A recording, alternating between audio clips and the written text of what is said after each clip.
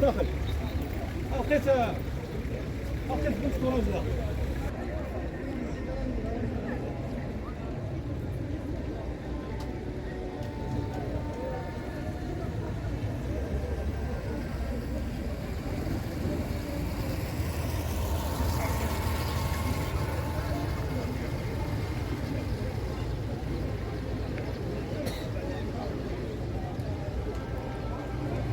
تحية لكل مشاهدي قناة فاس تي في ان. كما كتشوفوا الجماهير كتحج بكثرة المركب الرياضي بفاس لمتابعة مباراة المغرب والبنين.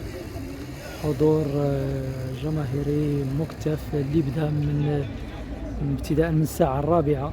يعني الناس هذه المرة جاو بكري تفاديا يعني الازدحام وتفاديا كذلك المشاكل اللي تقدر توقع، ولكن هذه المرة تيبان انه كاين استعدادات كثيره، وكاين يعني تصحيح لبعض الامور اللي كانت في المباراه الماضيه. يعني تم الاستعانه بالكثير من لي بارير باش يتم تنظيم الولوج الملعب من كل الابواب. يعني هذا كما كتشوف هنا هذا الباب معليش زحام لانه مدخل خاص بالصحافه، وكاين هنايا الناس اللي كيوجهوا وكيرشدوا الناس انهم يمشيو للابواب اللي كتدخل الجماهير من الجهه الاخرى.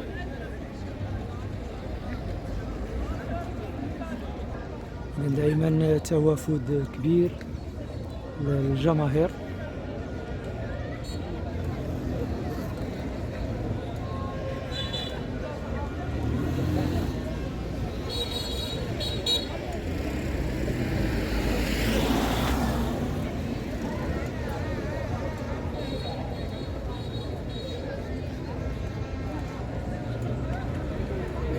كما كتشوفوا دائما اجراءات امنيه مشدده، والامن واقف على هذه الامور باش يدوز هذا العرس الرياضي باحسن الاجواء. هنا كيبينوا الناس الورقه ديالهم عاد كيدوزوا. يعني هذا هو اللي هضرنا عليه، انه يكون الفلتراج في هذه المداخل هادو. دائما الفلتر هنا اللي ما عندوش الورقه ما يدوش، تفاديا الاحداث اللي وقعت في المباراه ديال تونس.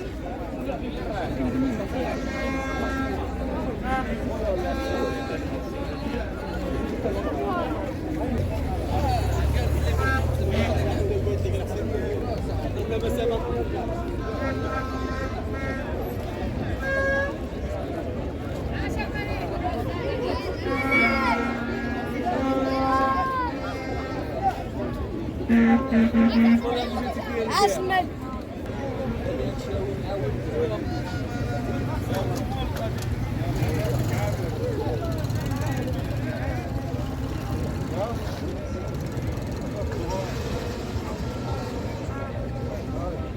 كما كتشوفوا دائما جماهير كتحج من كل صوب واحد نحو المركب الرياضي بمدينة فاس. هذه الطريق اللي جاية من طريق موزاري، يعني الناس اللي جايين من بن سوده او من مونفلوري او مناطق اخرى.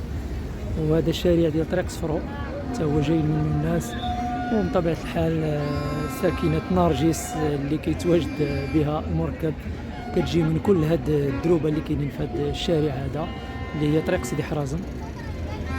اذا كاين الفلتر ديال الفلتراج ديال لي تيكي هنايا ديال الناس اللي عنده التيكي تيدوز، اللي ما عندوش التيكي كيطلبوا منه انه يرجع بحالته. كما كتشوفوا كاين هنايا لافيشاج اللي كيبين الابواب ولا لي زون ديال لونطري. بالنسبه للناس اللي جايين من الفوق من صفرو والنواحي، والناس اللي كيوقفوا السيارات ديالهم بعيد، او الناس اللي غادي يدخلوا من الابواب او من الجهه يعني الجنوبيه ديال المركب.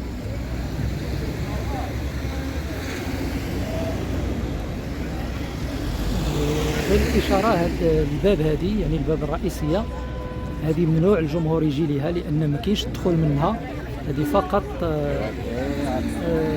مسموح بها الدخول المنتخب الوطني الحافله ديال المنتخب الوطني والوفد المرافق بطبيعه الحال يعني الوفد الرسمي الوفود الرسميه الشخصيات او كبار الشخصيات الناس ديال الجامعه يعني فقط. اما الجماهير او صحافه او امن او شي حاجه اخرى ما كاينش الدخول من هذا الباب.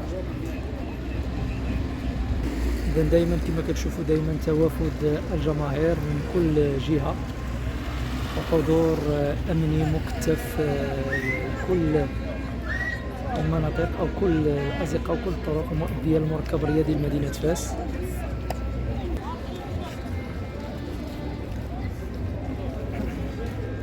اذا كما كتشوفوا هنا عاوتاني كذلك طابلو ديال لافيشاج اللي كيبين لي زون والابواب المركب الرياضي لفاس المغربيس الصحافه المنصه الجنوبيه من جهه اخرى العبد المنبر.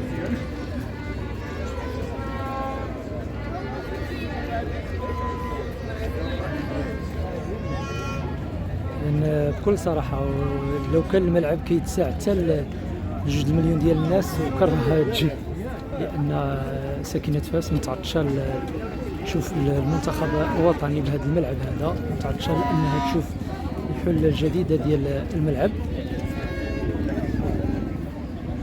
والجميل في الحقيقة في هاد المباراتين الوديتين ولا في كاع في المباريات دابا اللي ولا كيجريهم المنتخب الوطني هو اننا كنشوفوا بكل صراحه العائلات يعني نساء ورجال تيجيو مع وليداتهم يتفرجوا. وهذا الشيء اللي بغينا نشوفوه واللي بغينا يكون دائما في الملاعب ونعطيو صوره جميله لبلادنا ولمدينتنا ولكل المدن المغربيه ونعطيو صورة على المواطن المغربي ونعطيو صورة على المغرب بلد الانفتاح بلد تعدد الثقافات. هذا هو اللي بغيناه يكون صراحة. ف مزيان انها تكون الاخلاق حاضرة، يكون جمهور نظيف، يكون جمهور واعي، يكون جمهور جمهور اللي كيشجع بواحد الحرارة، جمهور اللي كيبين على حب الوطن.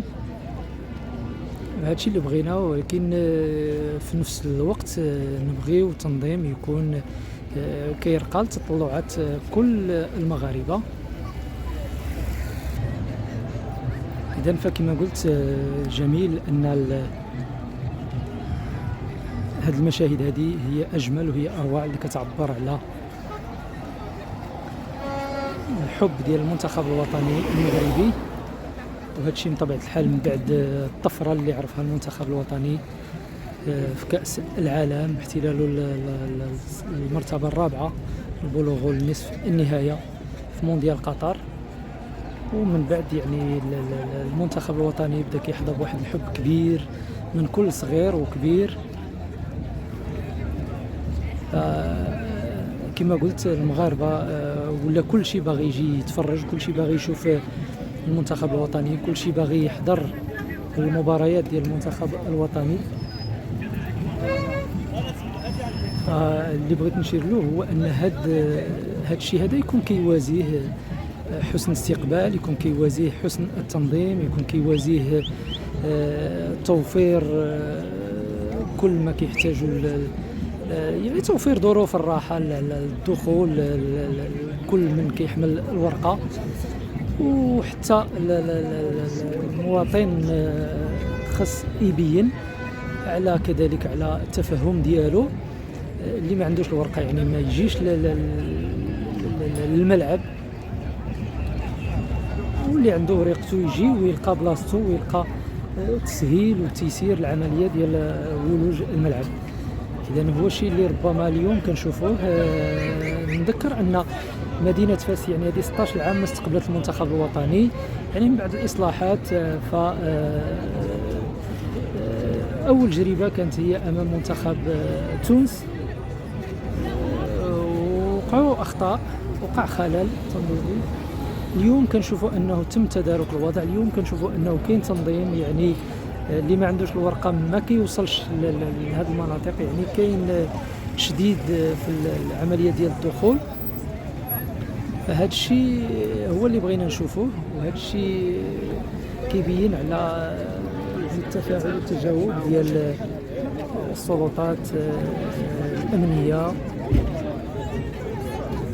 مع هاد المطالب هذه، ومع التطلعات ديال ساكنة فاس، ومع ديال المغاربه كاملين، لان هذا ماتش ديال المنتخب الوطني، فما فيهش غير جمهور ديال مدينه فاس، بالعكس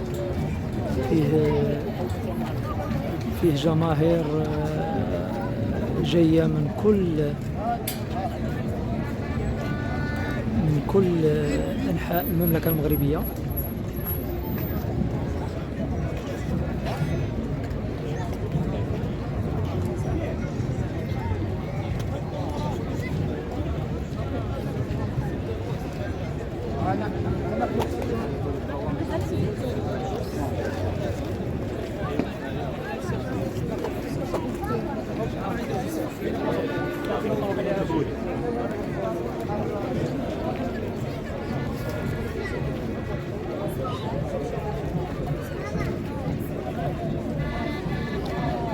غادي نكتفيو بهذا القدر، وغادي نحاولوا ندخلوا باش ننقلوا اجواء اخرى من داخل الملعب. ان شاء الله انتظروا كذلك فيديو اخر من داخل الملعب.